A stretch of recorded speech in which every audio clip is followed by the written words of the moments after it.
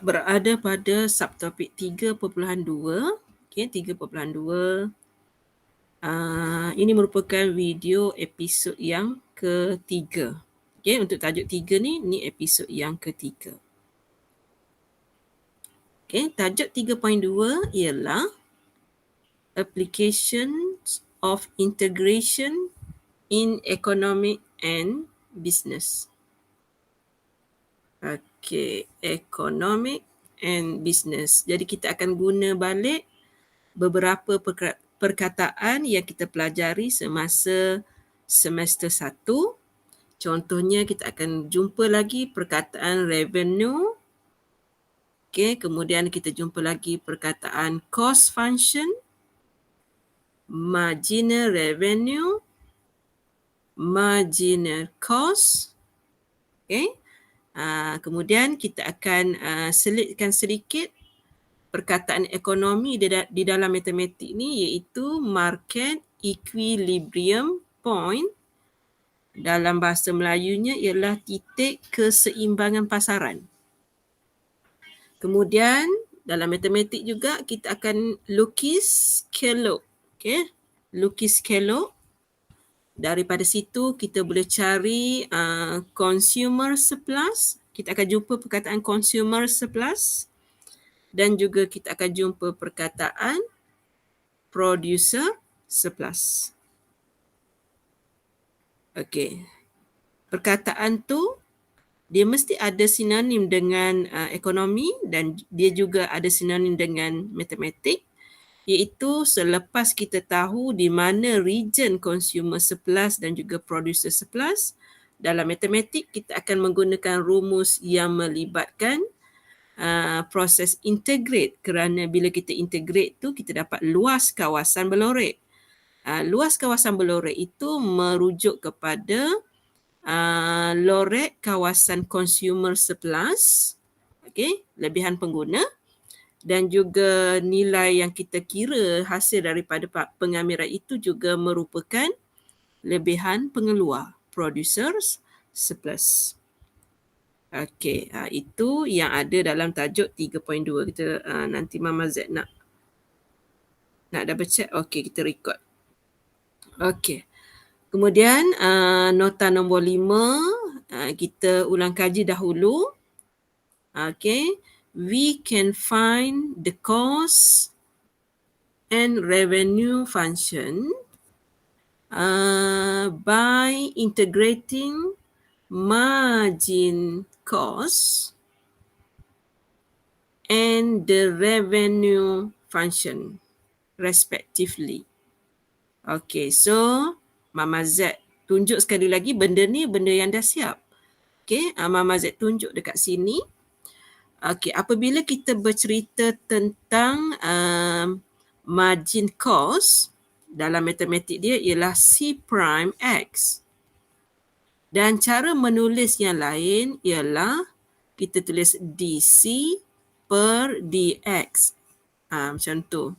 Cuma kalau kuantiti kita tu dalam X, biasanya kita buat dalam kurungan ni ada X lah. Biasanya begitu. So kalau kita tak nak buat pun tak apa. Okey.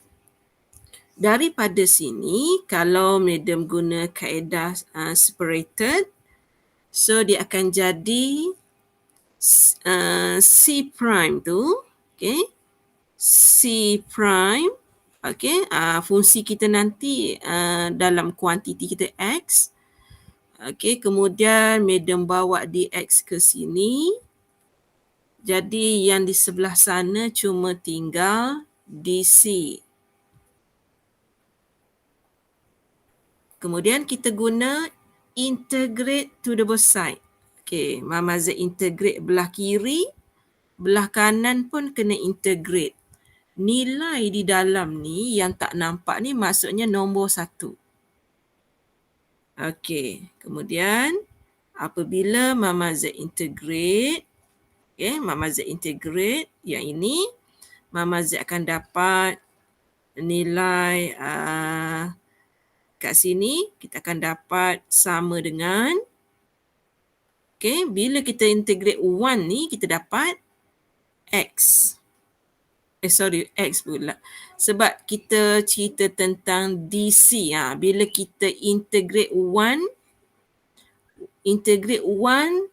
kalau kita buat sini dx, kita akan dapat x tambah c. Tapi kita sekarang integrate 1 dc, jadi Mama Z akan dapat c tambah c. Sebab itu untuk tajuk ni kita tukar huruf kat belakang tu jadi huruf K. So kat sini awak akan dapat c tambah dengan K. Cuma nak cantikkan lagi biar dia ada nampak pekali dia di dalam tu. Bukan pekali. Kuantitinya ialah X. So kita buat begitu. Kemudian nilai K ni dalam kotak biru tu kita dah mention nilai K yang kita cerita dekat sini merujuk kepada fixed cost. Okay, merujuk kepada fixed cost iaitu kita boleh cari nilai K tersebut dengan menggantikan kuantiti barang sama dengan kosong. Dari situ kita akan dapat fungsi where K is a fixed cost. So bila kita integrate kita akan dapat CX tambah dengan K akan dapat daripada penggantian nilai X sama dengan kosong ke dalam fungsi. Itu untuk cost. Yang kedua, kita ulang benda yang sama tapi kali ini untuk revenue. Kita belajar R prime ini merujuk kepada margin revenue. Jadi cara penulisan yang lain kita boleh buat DR DX. Jadi selepas tu bila kita separatekan DX dengan DR ni, okay, di depan DR ni sebenarnya ada nombor 1. Okay, so kalau Mama Z integrate R prime tu kita akan dapat R lah kan. So kita akan dapat kat situ nilainya kita akan dapat kat sini nombor 1 kan. So oleh kerana kat sini respect to DR, so hasil kat sini pun R tambah dengan K. Cuma untuk hasil dalam ekonomi pelajar-belajar tidak akan ada hasil tetap. Sebab kita tidak boleh mengamalkan rasuah ke apa ke, tak boleh. So kita takkan ada hasil tetap, bermaksud kuantiti barang kosong maka nilai hasil juga adalah kosong. Dia tak boleh ada hasil something. Itu memang tidak eloklah dalam perniagaan kan. Jadi take note, dalam perniagaan kita ada fixed cost. Cost tetap ada. Tetapi dalam perniagaan tidak akan ada fixed revenue. Kalau kita tidak menjual pada masa itu, kuantiti kosong, jadi hasilnya juga kosong. Jadi nilai K ni nanti adalah kosong. Okey, so kita nak dapatkan gambaran bagaimana bentuk soalan yang boleh keluar untuk menguji nota kita muka surat 16 dan juga nota kita muka surat 17. Kita kena tengok contoh, kalau tak tengok tak tahu. Okey, example 7.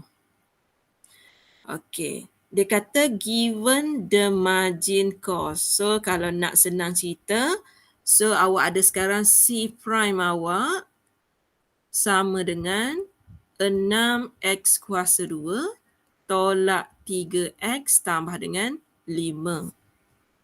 Jadi kalau pelajar nak dapatkan kos, pelajar nak dapatkan kos, pelajar sebenarnya kena integrate soalan ini, kena integrate soalan ini respect to X. Yang ini yang kita tunjuk tadi ni, C yang kat atas tadi Mama Z tunjuk ni cerita dia. Tapi masa cerita ni tentang kita guna perwakilan sahaja. Yang ini kita tunjuk soalan sebenar, dia nampak lagi clear. Sebenarnya kita nak tunjuk proses nak mengembalikan nilai C tu, kita kena integrate margin cost. Tu saja.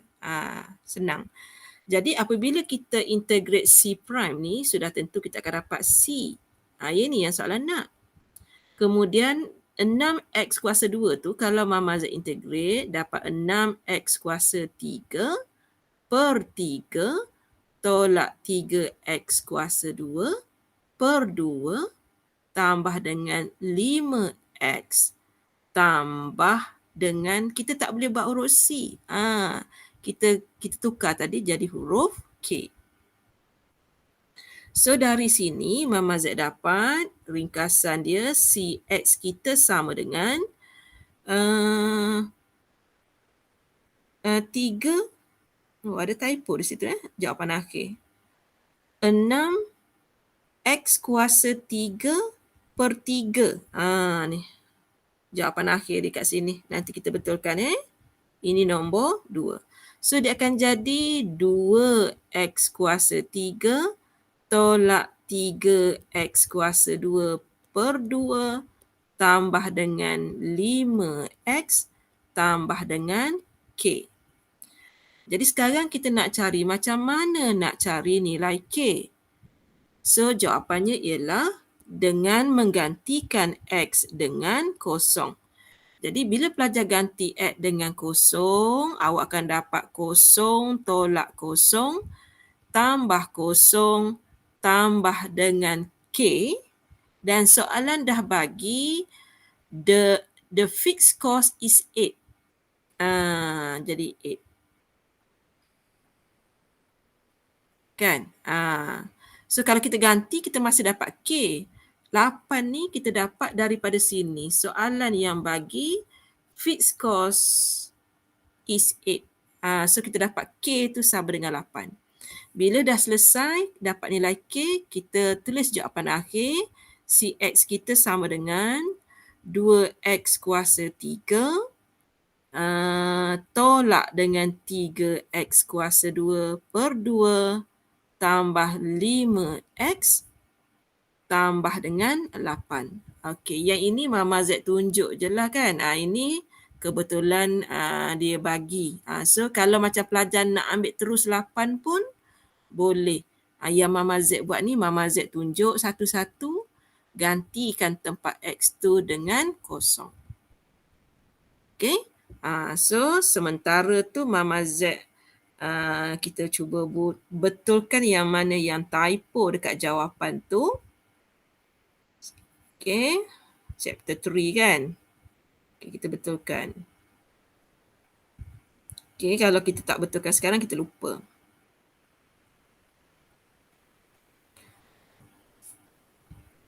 Okey, tadi 3 di sini. 6 kan, 3 so sini jadi 2 kan. Okey, betulkan di sini jadi 2. Sebab tadi 6x kuasa 3 per 3. Per 3, 3 darab 1, 3 darab 2. So betulkan di situ. Minta maaf. Okey. Kita save yang baru. Tapi pelajar yang dah print, maksudnya kena tenyih dekat sinilah yang Mama Z betulkan ni. Okey, selesai pembetulan kita. Okey, tu contoh nombor 7. Kita try lagi. Masih lagi tentang margin cost. Jadi sekarang ni Mama Z ada DC per dengan DX tu sama dengan 50. Mama Z naikkan cert tu jadi X kuasa negatif 1 per 2. Lepas tu Mama Z separatekan. Mama Z padam di X ni. Mama Z pindah ke sebelah sini. Dan Mama Z akan buat proses integration to the both side. Jadi yang di sini Mama Z akan dapat CX sama dengan 50x kuasa bertambah 1. Jadi 1 per 2 per 1 kemudian ada per 2. Macam tu. Tambah dengan C biasanya tapi Mama Z tukar jadi huruf K. Jadi bila Mama Z selesaikan ia ini dia jadi 100 X kuasa setengah tu adalah punca X tambah dengan K. K itu merupakan fixed cost dan kebetulan dia dah bagi fixed cost dia 25,000. Jadi Mama Z ganti kat sini dengan 25,000. Dia lagi pendek daripada yang tadi lah. Okay, is it clear sebenarnya ni? Okay, jawapan yang ni betul. Okay, Mama Z pergi kepada seterusnya soalan nombor 9. Okay, so Mama Z tonyoh dekat sini. Maksudnya kita tahu dekat sini kita akan buat kalau Mama Z tukar siapa yang tak boleh ni Mama Z buat lagi sekali. dr per dx sama dengan 100 tambah 0.1 X. Bila Mama Z padam dx ni, Mama Z pindah ke sebelah sini dan Mama Z buat integrate to the both side.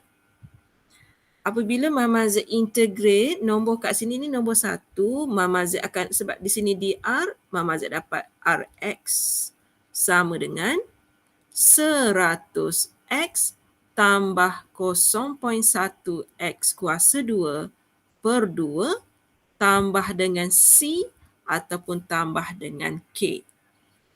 Okey, kemudian Mama Z cuba ringkaskan. Yang ini kita belajar daripada kesalahan yang lalu. Yang ini terdapat 100X tambah 0.05 X kuasa 2 tambah dengan K. Dan pada masa ini untuk revenue, K-nya adalah kosong. Kena mention iaitu. Barulah boleh buat kesimpulan. Fungsi untuk revenue ialah 100X tambah 0.05 X kuasa 2. Jadi kat sini kita boleh nampak macam mana daripada margin revenue akhirnya kita akan dapat fungsi asal revenue tersebut. Okey. Kita pergi kepada nota nombor 6. The demand, perkataan dia sekarang demand, nama lainnya ialah price. Is the quantity of a production that consumers are willing to pay to buy at a given price. Sebab itu nama lain dia demand. So kita juga boleh panggil dia sebagai price. Okey, kemudian nota nombor 7. The demand function is the price per unit consumers are willing to pay to purchase quantity of product. Okay, nombor 8. The supply function is the price per unit producers are willing to sell when quantities of product are produced. Itu dia punya maksud lah. So kita tengok in general. In general, the demand curve. Awak tengok demand curve, biasanya dia adalah decrease in function. Decrease in function. Maksudnya, kalau untuk demand function ni, dia mempunyai kecerunan negatif. Yang ini istilahnya. Mempunyai kecerunan negatif. Kemudian, untuk supply curve pula, dia sebenarnya increase in function. Okay? Ataupun kita panggil dia mempunyai positive gradient. Ni positive gradient. Itu supply curve. Jadi untuk matematik, dia tak sama dengan ekonomi. Ekonomi curve awak, kelok awak adalah garis lurus. Dalam matematik, kita bergantung kepada fungsi. Kalau dia tu linear, contohnya X, Y sama dengan X tambah 5. Ni menunjukkan kuasa 1.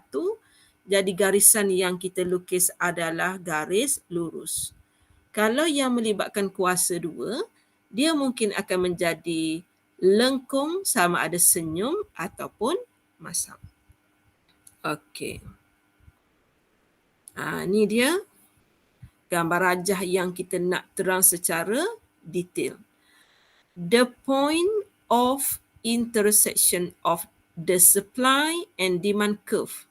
Ni kita tengok ada garisan demand tadi, kita dah bagi tahu demand tadi dia mempunyai kecerunan negatif, itu demand. Kemudian kita ada satu lagi kecerunan positif, itu kita panggil supply function. Cuma kita nak terang, di sini berlaku satu persilangan. Persilangan itu dipanggil market equilibrium point ataupun nama lainnya ialah titik keseimbangan pasaran. Itu yang kita nak cerita pasal nota nombor 11. Maksudnya kalau contoh lain, Mama Z sketch kat sini, Mama Z ada kecerunan negatif begitu, kemudian Mama Z ada kecerunan, walaupun dia bermula di sini, contohnya kecerunan yang positif begitu. Titik yang terjadi di sini, itulah dia MEP. Yang dalam ekonomi awak tulis sebagai E0. Itulah dia market equilibrium point. Kita kaji tentang titik yang merah itu sahaja. Okey, manakala nota nombor 12 pula, kita nak cerita tentang consumers surplus. Consumer surplus ni senang saja. Kita ambil pembaris ataupun kita laraskan mata kita dan kita letak pada garisan pada titik keseimbangan pasaran tadi. Kawasan berlorek di atasnya. So kalau kat sini Mama Z nampak kawasan ini berlorek di atasnya. Berlorek di atasnya, itulah dia consumer surplus, lebihan pengguna. Kita label sebagai CS. Boleh? Manakala kalau kita nak cerita tentang producer surplus, kita letak pembaris dan kita cari kawasan berlorek di bawah pembaris. So di bawah pembaris, Mama Z dapat hot ni. Kawasan yang warna biru itu kita panggil producer surplus. Okey, itu nota nombor 13. Okey, berikut merupakan rumus yang akan diberikan semasa exam untuk mencari consumer surplus, lebihan pengguna. Pelajar kena guna rumus ini. Okey, kena guna rumus dalam kotak ni. Jangan risau, rumus ni diberi dalam exam. Okey, manakala untuk mencari producer surplus, lebihan pengeluar, pelajar kena rujuk rumus warna biru. Rumus ini juga diberi dalam exam. Jadi tak perlulah kita belajar detail macam mana rumus ini terjadi. Okey, yang mana nak tahu detail, datang tanya kemudian. Okey, macam mana soalan boleh ditanya untuk kita mencari nilai-nilai yang kita sebutkan tadi, market equilibrium point, lepas tu kita nak sketching, lepas tu kita nak cari consumer surplus dan juga producer surplus.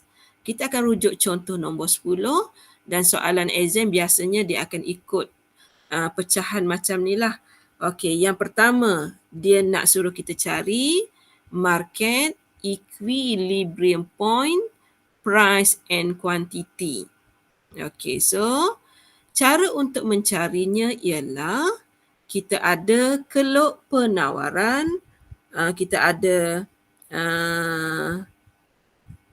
kita ada yang ini demand function kita negatif X kuasa 2 tolak dengan 6X tambah dengan 200. Kita samakan dengan keluk permintaan kita. Ataupun Mama Z label DX sama dengan SX label. So sama dengan 4X. Jadi Mama Z akan sedut. Yang hijau akan sedut yang merah. Okay, yang hijau akan sedut yang merah, dia akan jadi, di sini akan jadi kosong. Manakala kat sini akan jadi X kuasa 2. Bila kita sedut negatif 6 tu, dia jadi positif 6, positif 4 jadi positif 10X tolak dengan 200. Okey, kita boleh guna kalkulator untuk proses pemfaktoran. Okey, boleh guna kalkulator. Mama Z tunjuk. Okey, tunjuk cara guna kalkulator. Pelajar jangan tengok saja, try juga kalkulator dia. Mod, equation. So, Mama Z ada nombor 3. Nilai A dia 1. B dia 10. C dia negatif 200. So, Mama Z dapat 10 dengan negatif 20. 10 negatif 20. Okey, so maksudnya X tolak 10, X tambah 20. Okey, dari sini Mama Z dapat X sama dengan 10, X sama dengan negatif 20 dan kita berceritakan tentang kuantiti barang. Kuantiti barang tidak diterima nilai negatif. Jadi sekarang ni Mama Z nak cari nilai Y pula. Kita ada dua cara. Sama ada kita gantikan nilai X kita tadi 10 tu, sama ada ganti dalam yang biru ni, okay, yang biru tu, atau ganti dalam yang kuning. Okay, yang mana kita rasa senang? Jadi Mama Z nampak SX tu yang senang. Nama lain SX itu ialah Y sama dengan 4X. Dan X kita adalah 10. Jadi Y sama dengan 40. Jadi untuk menjawab soalan A, okay, nak jawab soalan A, market equilibrium point is nilai X dulu. 10, barulah nilai Y. 40. Itu baru Mama Z jawab. Determine the market equilibrium point, price and quantity. Satu lagi Mama Z nak terang kat sini. Apabila kita buat koordinat, depan ni X, belakang ni Y. Di depan ini, X ini merujuk kepada kuantiti barang. Kuantiti barang. Tapi kalau kita susun dalam bentuk PQ, Q adalah kuantiti. P adalah mewakili nilai price. Okay, kita tak boleh susun PQ, kita kena susun QP. Okay, itu dia. Jadi dari sini kuantiti barang. Okay, kuantiti sama dengan 10, price sama dengan RM 40. Macam tu. Okay. So kita ada ruang banyak. Okay. Seterusnya Mama Z nak sketch the two function. Disuruh sketch two function and mark the regions that represent consumer surplus and producer surplus. Kita nak kena lukis dan label semua benda. Okay, so kita tengok lukisan kita. Okay, lukisan kita kalau boleh biar dia ada kuadran yang pertama saja sebab kita bercerita tentang ekonomi dan juga bisnes. Okay. So kat sini tadi price dia huruf Y, kuantiti dia huruf X. Kat sini origin. Okey, Mama Z nak lukis graf yang pertama. Graf pertama kita tadi, soalan kita, Mama Z ambil yang kuning dahulu. Yang kuning dahulu. Okey, yang kuning dahulu. SX sama dengan 4X. 4X tambah kosong. Jadi bermaksud graf kita, okey, ni dekat kosong ni. Macam tu contohnya, Mama Z lukis. Ni graf kita yang pertama, iaitu SX sama dengan 4X. Kemudian Mama Z ada graf warna biru. Graf warna biru tandanya negatif dan kita ada nombor 20. Negatif tu maksudnya dia masam. Jadi Mama Z kena lukis benda yang masam dan dia ni masam dekat nombor 200.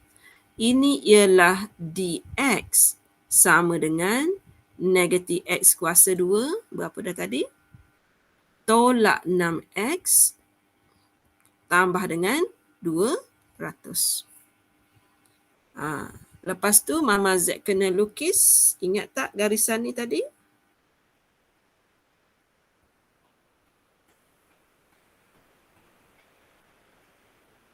Okey. So Mama Z lukis putus-putus. Okey. Kemudian nilai bawah ni berapa? Okey, koordinat tadi. Nilai X kita tadi 10. Nilai Y kita pula 40. Di atas kawasan ini, kalau Mama Z boleh lorek warna kuning ni, di atas kawasan ini, namanya ialah consumer surplus. Kemudian di bawah sini, lorekan di bawah ni bernama producer surplus. Okey, kita dah bercek. Soalan B, dia suruh kita sketch. Ada 2 dah curve kita. Lepas tu dia suruh marks region untuk represent consumer surplus dengan producer surplus. Okey. So inilah dia jawapan soalan nombor 10 B. Boleh? Okey, kemudian 10C. 10C dulu. 10C dia suruh Mama Z kira nilai consumer surplus. Okey, nilai consumer surplus. Lepas tu soalan terakhir suruh kita mencari producer surplus. Okey. So yang pertama tu kalau kita ingat ini rumus dia. Ini rumus dia. Boleh? Ni. Perhatikan betul-betul rumus ni. Okey, sebab kita nak kira sekarang ni. Consumer surplus sama dengan Mama Z integrate 0 sehingga 10. Kemudian Mama Z kena integrate apa tadi? Dia suruh ni kat sini. Dia suruh integrate dx. Okey, tengok soalan kita dia bagi dx. Okey, dia bagi dx kita ialah negatif x kuasa 2 tolak 6x tambah dengan 200 dx. Kemudian dia kata tolak dengan 10 darab 40. Dia suruh ambil nilai ni 10 dengan 40. Lepas tu kita integrate. Kat sini Mama Z dapat negatif x kuasa 3 per 3 tolak 6 x kuasa 2 per 2. Okey, dia jadi berapa kat situ? Dia jadi 3. Kan? Dia jadi 3 tambah dengan 200x. Mama Z kena ganti 0 hingga 10. Tolak dengan 400. Kemudian Mama Z akan tunjuk proses menggantikan X dengan 10. Okay? Ganti dengan 0 pun kita buat juga macam ni. Mama Z akan ganti dengan 10. Negatif 10 kuasa 3 per 3 tolak 3, 10 kuasa 2 tambah 200 darab 10. Okay, benda ni dulu. Kemudian bila Mama Z ganti dengan 0, dia jadi 0 lah.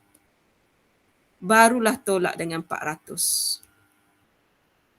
Kita jangan congak kalkulator ada. Okay, Mama Z tunjuk dulu cara kira penuh dulu ya. Okay, tunjuk cara kira penuh. Tengok betul-betul pelajar yang mana boleh guna kalkulator, guna kalkulator. Contoh negatif 10 kuasa 3 per 3 tolak 3, 10 kuasa 2 tambah 200 darab 10. So kat sini Mama Z dapat macam tu. Okay, Mama Z dapat nilai tu.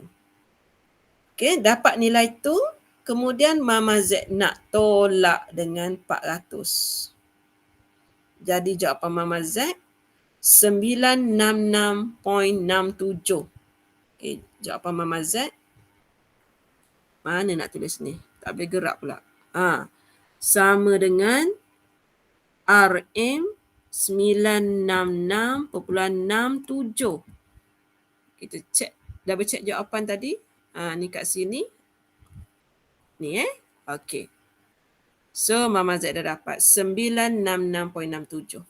Kenapa Mama Z ambil 2 decimal places? Sebab kita berceritakan tentang duit. Okay, di Malaysia kita hanya membenarkan nombor di belakang tu ada 2 digit saja. RM966.67. Itu sistem keuangan di Malaysia. Jangan round off lah, jangan bulatkan. Sebab saya faham, sebab kita dah tak ada duit 1 sen. Kita tinggal begini saja. Okay, so yang Mama Z kira ni ialah untuk mencari lebihan pengguna, consumer surplus. Ada satu lagi soalan tanya, dia suruh kita cari producer surplus. Yang ini pun kita rujuk nota sekejap, rujuk rumus. Rumus kata X10, Y40. Macam tu. Kemudian kat sini ni S. Okey, kita ikut rumus. Okey, so yang pertama 10 darab 40 tolak integrate 0, 10 kemudian S. S kita tadi 4X. Macam tu. Sama dengan 400 tolak, kita dah belajar kan, 4 X kuasa 2 per 2 Mama Z letak luar. Okey. So sebelum ganti nilai, Mama Z ringkaskan dahulu. 400 tolak 2. So sini Mama Z akan dapat 100 tolak 0. Jadi kita dapat 400 tolak 200. Maka producer surplus bersamaan dengan RM200. Okey, kita dah bercek jawapan kita. Betul tak RM200? Ya, betul. Ni betul RM200. Jadi soalan exam dia akan berkisarkan seperti soalan example 10. Okey, example 10 kerana dia tanya semua benda. Yang pertama, market equilibrium point. Kita cari, dapat titik. Daripada titik, kita boleh sketch kedua-dua graf yang melibatkan supply function dengan demand function. Dan dari situ kita dapat region. Okay, region untuk consumer surplus dan juga region untuk producer surplus. Bila dapat region, bila dapat region bermaksud, ni region warna kuning, bermaksud kita boleh cari luas kawasan kuning dengan menggunakan prinsip integration. Sebab kita akan dapat luas di bawah lengkung. Dan kita juga boleh mencari nilai di bawah paras Y0 ni. Nilai kat situ. Itu yang warna biru itu merupakan producer surplus. Pun kita boleh guna konsep integration. Mungkin integration between two curve, ataupun mungkin kita boleh tengok dia adalah seperti rumus segi tiga. Itu maksud Mama Z. Kemudian jawapan akhir, sebab tajuknya tentang application, dia mesti ada RM. Dan kalau ada decimal, jangan buat lebih daripada 2 decimal kerana kita cerita tentang duit. Selesai example 10. Kita tengok ada berapa example lagi. Kita ada 2 example lagi. 2 example lagi. 2 example lagi Mama Z akan buat untuk video yang seterusnya. Example 11 dengan 12. Kita akan buat video seterusnya. Kita berhenti video ni sampai sini saja.